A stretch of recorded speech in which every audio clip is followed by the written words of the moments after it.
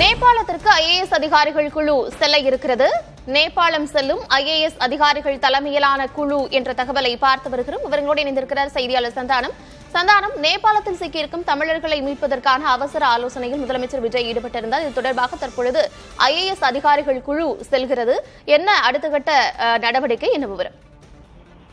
கார்த்திகா, நேபாளத்துல நேற்று ஏற்பட்ட திடீர் வெள்ளப்பெருக்கு காரணமாக இந்தியர்கள் உட்பட பல்வேறு நாடுகளை சார்ந்த நபர்கள், சுற்றுலாக்கு சேர்ந்தவர்கள் அங்கு சிக்கியிருக்கிறாங்க. குறிப்பாக தமிழகத்துல சேர்ந்த நபர்களும் சுற்றுலா சேர்ந்த போது நிறைய நபர்கள் அங்கு சிக்கி இருக்கக்கூடிய நிலையில அவருடைய மீட்பு பணிகள் தொடர்பாக முதலமைச்சர் விஜய் தலைமையில சென்னை தலைமைச் செயலகத்துல ஆலோசனை கூட்டம் என்பது நடைபெற்றிருக்கிறது. இந்த ஆலோசனை கூட்டத்துல நேபாள அதிகாரிகளுடன் ஒருங்கிணைந்து மீட்பு மற்றும் நிவாரண பணிகளை மேற்பார்வையிடும், மீட்கப்பட்டவர்களை பாதுகாப்பாக தமிழ்நாட்டிற்கு அழைத்து வருவதற்காக நடவடிக்கைகளை மேற்கொள்ள தமிழ்நாடு புதுடெல்லியில் இருக்கக்கூடிய தமிழ்நாட்டினுடைய குடியிருப்பு ஆணையர் ஆஷிஷ் குமார் ஐஏஎஸ் தலைமையிலான அதிகாரிகள் குழு நேபாள தலைநகரான காட்மண்டுக்கு செல்வதற்கு முதலமைச்சர் உத்தரவிட்டிருக்கிறார்.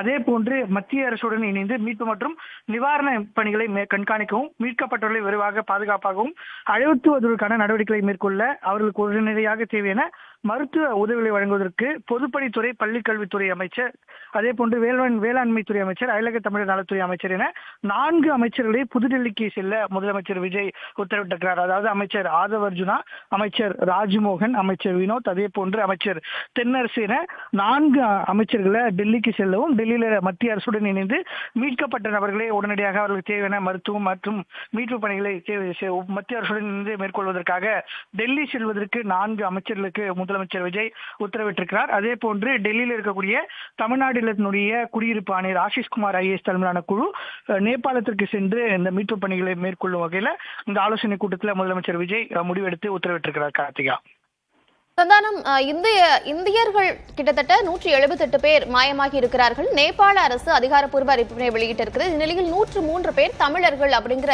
விஷயங்களை நமக்கு தெரியும். இந்நிலையில் 4 தமிழக அமைச்சர்கள் டெல்லி செல்ல இருக்கிறார்கள்.